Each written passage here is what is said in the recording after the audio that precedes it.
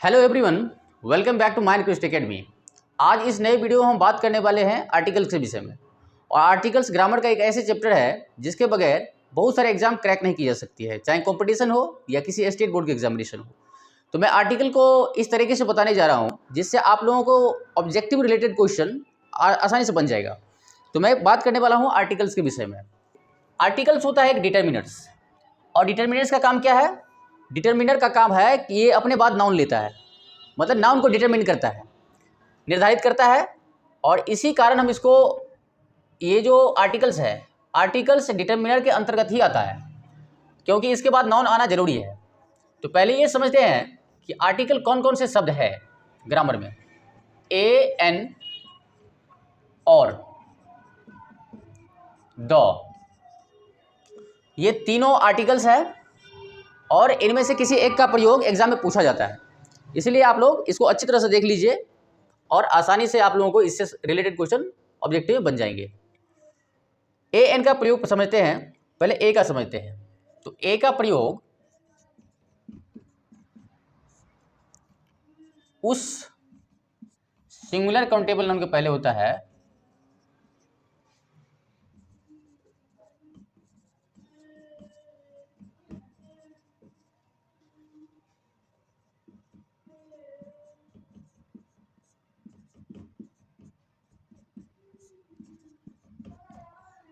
जिसकी शुरुआत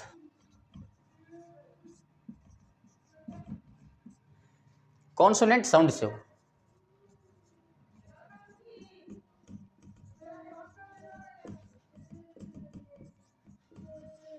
यहां पर मैंने लिखा है कि ए का प्रयोग उस सिंगुलर काउंटेबल नाउन के पहले होता है जिसकी शुरुआत कॉन्सोनेंट साउंड से होता है। यहां पर यह समझना जरूरी है कि साउंड और लेटर में डिफरेंस हो सकती है, इसलिए साउंड पे जाना है, लेटर पे नहीं जाना है। जैसे कि हम एक एग्जांपल लेते हैं पहले, जैसे यहां पर मैंने पेन लिखा, तो पहले यह देखना है कि यह शब्द नाउन है या नहीं। अगर नाउन नहीं है तो आर्टिकल एग्जिस्ट ही नहीं कर सकता। तो पेन एक नाउन है, अगर नाउन है तो यह काउंटेबल है या नहीं। अगर काउंटेबल है तभी हम एन का प्रयोग कर सकते हैं, अन्यथा नहीं कर सकते। तो पेन नाउन भी है और काउंटेबल ही है, और वो भी सिंगुलर है। तो यहाँ पर मैंने लिख रखा है ए का प्रयोग उस सिंगुलर काउंटेबल नाउन के पहले होता है जिसकी शुरुआत कॉन्सोनेंट साउंड से हो। मतलब कॉन्सोनेंट साउंड तो है, मतलब लेटर भी है और साउंड भी कॉन्सोनेंट ही है इसका, इसलिए हम यहाँ पे प्रयोग करेंगे ए। जैसे कि एक शब्द लेता हूं मैं, यूनिवर्सिटी। यूनिवर्सिटी एक नाउन है और वो भी सिंगुलर है, सिंगुलर काउंटेबल है, नाउन है और सिंगुलर काउंटेबल है, इसीलिए हम इसके पहले एन का प्रयोग कर सकते हैं। लेकिन इस वर्ड के पहले साउंड को यानी पहले जो अक्षर है उस अक्षर के साउंड को पढ़ना है। यू है यहाँ पे, तो यू को जब पढ़ते हैं तो हिंदी व्याकरण में अगर यू पढ़ते हैं तो यू कॉन्सोनेंट है, कॉन्सोनेंट है।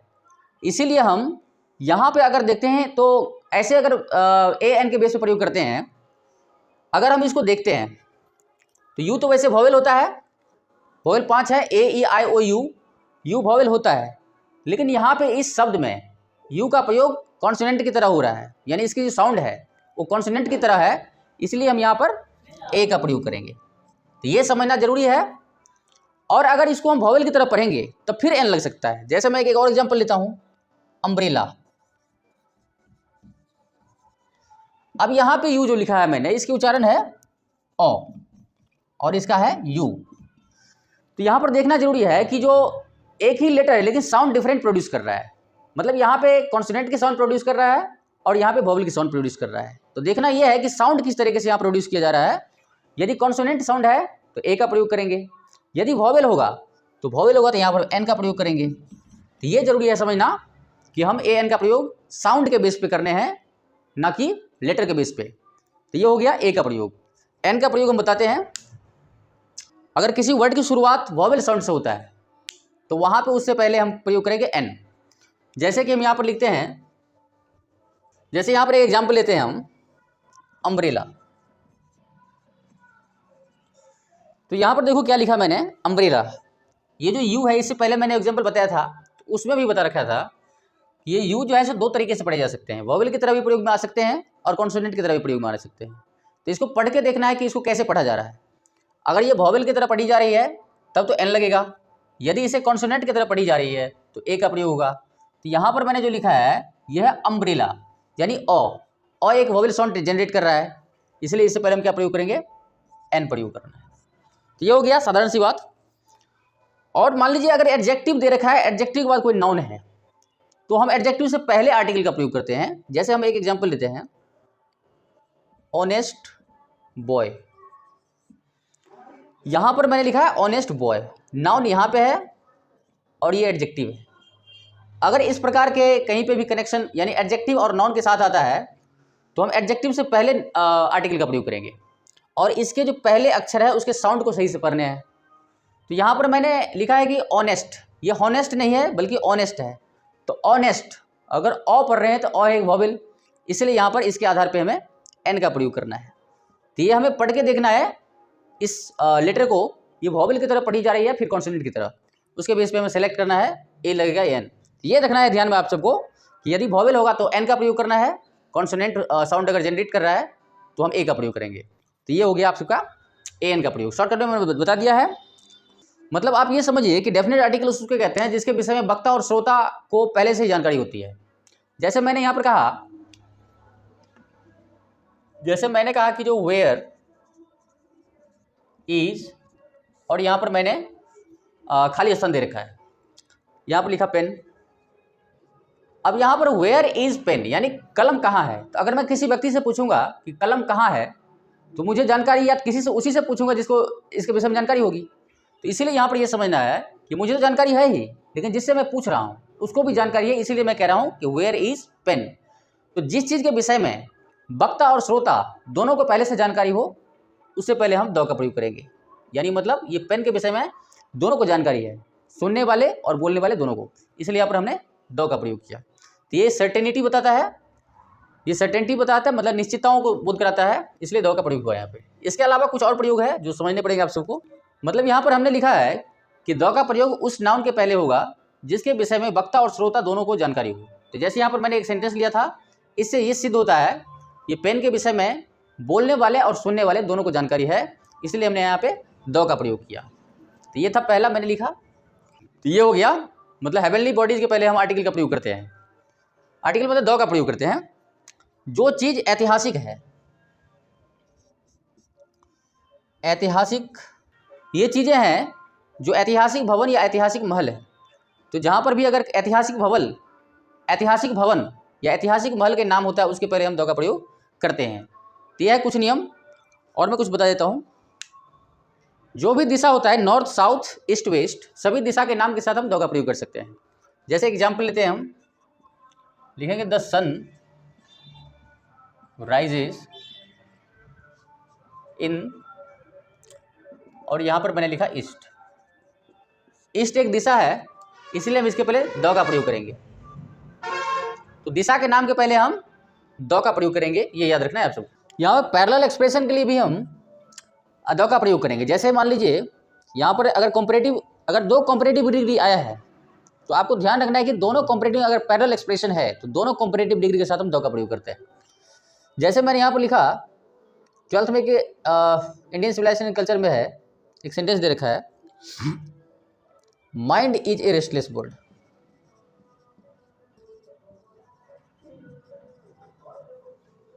रेस्टलेस बर्ड, और आगे लिखा है the more it gets, the more it wants. यहां पर एक सेंटेंस दे रखा है इंडियन सिविलाइजेशन एंड कल्चर में, वहां पर लिखा है कि mind is a restless bird, the more it gets, the more it wants. यहां पर द मोर है और द मोर है यहाँ पर। तो अगर पैरेलल एक्सप्रेशन के साथ कॉम्परेटिव डिग्री का प्रयोग हो रहा है तो दोनों कॉम्परेटिव डिग्री के पहले आपको द लगाने पड़ेंगे, ये ध्यान रखना है। जैसे एक एग्जांपल और लेते हैं, अगर आपको ऐसे दे दे द हायर यू गो, अब फिर यहाँ पर छोड़ दे, आपको यहाँ पर दे कूलर यू फील। तो यहाँ पर क्या है, यहाँ पर कॉम्परेटिव फॉर्म आया है, उससे पहले हमने द का प्रयोग कर रखा है, और यहाँ भी कॉम्परेटिव आया है, और ये सेंटेंस पैरेलल एक्सप्रेशन को बता रहा है। यानी पैरेलल एक्सप्रेशन को यहाँ पर इंडिकेट कर रहा है। तो इस प्रकार के सेंटेंस में हम दोनों कंपैरेटिव डिग्री के साथ द का प्रयोग करेंगे, ये याद रखना है आप सबको। नदी, सागर, महासागर, जंगल, रेगिस्तान, इन सब के साथ हम द का प्रयोग करते हैं। जैसे कि एग्जाम्पल अगर लें हम, तो यहाँ पर हम लिख सकते हैं Yamuna is a Holi river. यहाँ पर मैंने लिया एक नदी का नाम, Yamuna is a Holi river. Yamuna एक नदी का नाम है, इसीलिए इससे पहले हमें द लगाने पड़ेंगे। जैसे हिंद महासागर है, तो यहां पर लिखते हैं इंडियन ओशियन। अगर इंडियन ओशियन है तो ये महासागर का नाम है, इसलिए इससे पहले हम द का प्रयोग करेंगे। या फिर पैसिफिक ओशियन भी लिख सकते हैं, इससे पहले भी द लगेगा। जैसे अमेजन फॉरेस्ट है,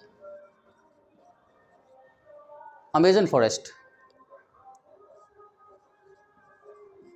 दुनिया के सबसे बड़ा फॉरेस्ट है अमेजोन, इससे पहले हम द का प्रयोग करेंगे। जैसे सहारा है एक रेगिस्तान, तो इससे भी पहले द का प्रयोग करेंगे हम। तो यह याद रखना है कि नदी, सागर, महासागर, जंगल, रेगिस्तान, इन सब के पहले हम द का प्रयोग करेंगे इंग्लिश में। तो ये हो गया। और अगर किसी सेंटेंस में सुपरलेटिव डिग्री दे रखा है, तो सुपरलेटिव डिग्री से पहले हम द का प्रयोग करते हैं। सुपरलेटिव डिग्री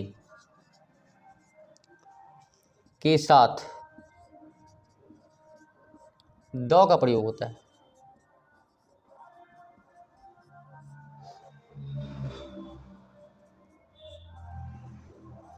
सुपरलेटिव डिग्री के पहले, मतलब सुपरलेटिव डिग्री के साथ हम द का प्रयोग करते हैं। जैसे she is best student in the class. यहां पर बेस्ट एक सुपरलेटिव फॉर्म में प्रयोग हुआ है, इसीलिए हम यहां पर द का प्रयोग करेंगे। तो जब किसी सेंटेंस में सुपरलेटिव डिग्री का प्रयोग होता है, तो उससे पहले हम द का प्रयोग करते हैं। ये सारे क्वेश्चन शॉर्टकट में मैंने बताया है, और इससे रिलेटेड क्वेश्चन अक्सर एग्जाम में पूछ दिए जाते हैं। तो इस प्रकार का आप लोग एक बार रिवीजन कर लीजिए, ताकि आप लोगों को इससे रिलेटेड क्वेश्चन मिस ना हो।